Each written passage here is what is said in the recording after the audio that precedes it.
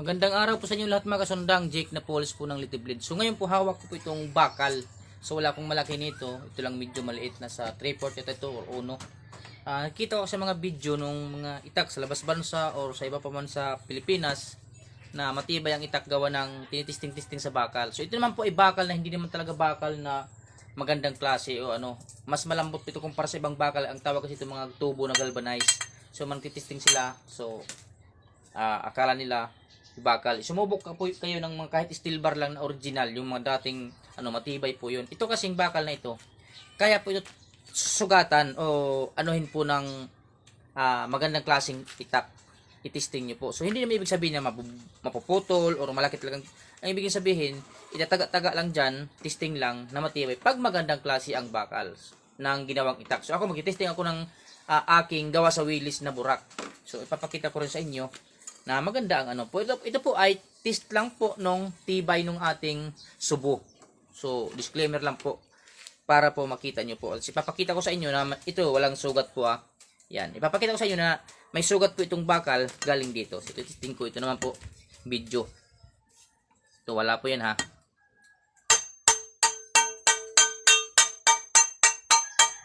Una natin tingnan yung itak. So yan, di ba? Wala po yung bungi or yupi. So, sa Willis po ito. Tingnan natin yung tinagataga ko. Yan. So, yung bakal may sugat dahil sa tinagataga ko. So, ibig sabihin, kahit bakal po ito, okay ang itak natin. Okay po ang talim natin. Pero hindi po ito nakakamangha or hindi po nakakabigla pag magandang klase ang gumawa ng itak at saka magandang materialis. Hindi po ako nabibigla para dito. Makikita ng mga akala nila nakakamangha. Hindi po ito nakakamangha. Hindi po yung bago para sa akin. Yan po. Kaya ako nga sinasabi ko, itong bakal na ito, hindi ako kumbinsido na magandang klaseng bakal. Ito po ay siguro baka nga may halong aluminum.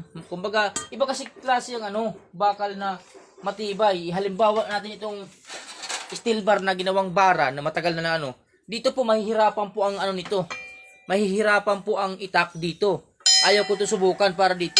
Pero steel bar lang po yan. Ayaw kong subukan dito yung itak ko. Pero yung ganitong bakal, mga round tube na yung mga tubo na hindi po ako mamamangha dito. Tinatawag sa amin kasi ito galvanized lang. Kaya po itong itaga-taga yung itak ko dito na hindi po mabubungi ang itak ko. Pero masusugatan tong bakal na yan Ayan, tinaga-taga ko yan Wala po yung yupi, wala pong bungi. So yan po. Pero ito naman po igawa talaga ng quality pagkagawa. Yan po. Kasi kung hindi magandang quality ang gawa, hindi po yan ganito na kumbaga hindi masira yun. Kumbaga ordinary lang, mayuyupi, mabubungi. Kasi kahit paano bakal pa naman. Pero para sa akin, malambot lang na klaseng bakal to. Dito, steel bar lang to pero hindi ko susubukan yung mga itak ko dito.